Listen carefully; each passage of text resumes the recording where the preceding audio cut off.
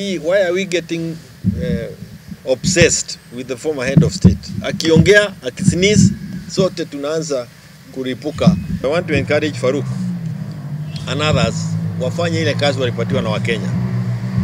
Otherwise, viatu itaendelea kutoka kwa miguu ya watu. The former head of state encouraging young people to come on board and take up leadership. What is criminal about it?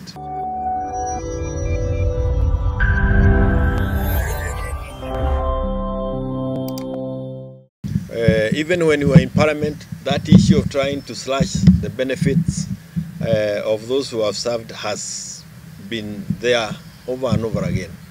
But that is a lot of talk, and nothing will ever happen. It's backing and just being a scarecrow.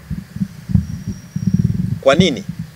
Kwa sababu hii si kitu ambayo wewe ndio unapatiana. Ni sisi wa Kenya wote tulikubaliana ya kwamba those who have served in those offices needs to be facilitated in a given manner. So that thinking by Farouk is a tired one. It was tried, I think, even during Kibaki's time. There are people who wanted to punish Raila. Now they think they can punish Uhuru. There are those who wanted to punish Moi. And I remember Kibaki asking people, kichwa yako iko wapi? Ni fitina tu. Umepatiwa kazi ya kufanya na unalala na unaamuka na fitina. Angalia bere, enda ufanye kazi uliambiwa. Don't stop thinking of how you can just punish others. And that thinking ya kwenda nyuma is what has contributed to the mess we are in as a country. So I want to encourage Farouk and others wafanye ile kazi walipatiwa na Wakenya. Otherwise, viatu itaendelea kutoka kwa miguu ya watu na uone ikitembea kwa hewa ovyo ovyo. Hiyo kitu utaona ikitoka kwa sababu it is the level of frustrations that Kenyans are going through, and then we unaenda kuambia maneno matope kama hayo. Ina maana again the former head of state encouraging young people to come on board and take up leadership. What is criminal about it? What's wrong about it? I mean, even wale ambao wanapiga kelele, let them check when they started politics. They were much younger than they are today. So it is only fair that you encourage these young ones to take up the challenge. And it can never be any more joyful as a leader than seeing young people coming and speaking. That's why I was asking Hakuna Gen Z. I'm always very happy when one is able to say something here, because that is what we want. And that is it is in keeping with the character of this political party and those who have served in it. And we will continue doing that. Nitasema tena, ukiongoza Kenya ama sehemu yote na fikira ya fitina, hauwezi enda popote. Kama kichwa yako inaongozwa na fitina, hiyo fitina utakujikuta inakukura wewe mwenyewe. And again I want to say, hiyo mambo ndio unaona situangalie pale tunaenda jamani. Why are we getting obsessed with the former head of state? Akiongea, akisneeze, sote tunaanza kuripuka na ni kama sijui ni kama nini. I don't understand why we get so uncomfortable. But I think it is because these people may have spent a lot of time saying that he did nothing. Now they have had an opportunity to be in office, and there is a clear way of comparing. Unaweza ona expressway, uangalie ile imejengwa na hawa. Unaweza angalia dam, angalia ile wamejenga. Unaweza angalia stima iconnectiwa, angalia ile walijenga. He left a 13 trillion economy, angalia tuko wapi. Now we can be able, every Kenyan can be able to compare what he did and what they are doing. And I think that is the source of their worry. And I tell you, there is no hope for them, because Wakenya wenyewe ndio wanafanya comparison. Again, NADICO provided that before we arrive at the chairman and the entire panel, there must be consultation and concurrence between the government, those in government, and those in opposition. And the way we have defined opposition up to where we are, it is the KK and Azimio. And we see that Raila Amolo Odinga is part of KK for all practical purposes.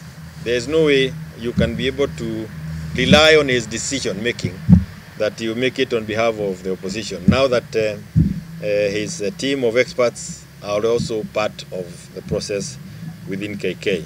So it's only fair if we want a broader acceptance of those that are going to be manning our elections or the electoral process going forward, that they are subjected to a wider scrutiny, which should involve those in the opposition. So I support the letter that was done by the Wiper leader, Kalonzo Musyoka. It needs to be inclusive of everybody in the opposition so that we can also bring our ideas on board. What was meant to be achieved by NADCO is what we have done since 1997. That political parties have an opportunity to agree on who becomes the referee. So that it's not a referee from one side of the game. It's a referee whom we have agreed upon. Na kwa sababu Kenya hii tunapenda kuongea mambo ya Arsenal na Manchester na Liverpool, I think we all agree, we all understand when we talk about the referee of the game. It is always necessary to ensure that the referee is not picked by one side of the team or one side of the playing units.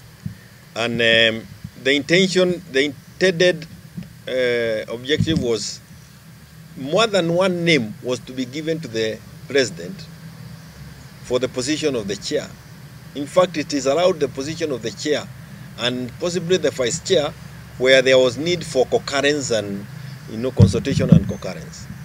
And the issue was before he ceased to agree on that name, why is it not possible to have a discussion around the 2 names or 3 names that the panel arrived at, so that hata wewe mwenyewe ukienda kwa hii mchezo ya uchaguzi unajua kwamba huyu referee si referee wa kucheza kutoka side ile nyingine throughout the game.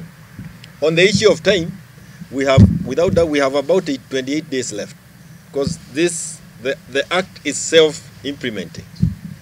We do not want to spend the whole 28 days. Actually, we have 19 electoral areas that have been without representation for quite a while. Banisa is the worst case scenario, is the worst case that we can give as an example. So we in the opposition would want to make sure that this process moves faster or as quickly as possible. But then also, tusije tukakibia and then we end up with a team that does not deliver us out of the problems we are in, or that ushers us into unnecessary litigation come 2027. So in other words, you are requesting for the president to have a meeting? Just a quick meeting. Yes, it's a meeting that cannot take 2 days. We are not asking for facilitators. No. I don't want to say beyond there, but it is important that it happens. Even hata wewe Mkenya utafurahia kujua kwamba IEBC ni kitu tumekubaliana nayo. Sio mtu mmoja amekuletea chebukati mwingine. Yes.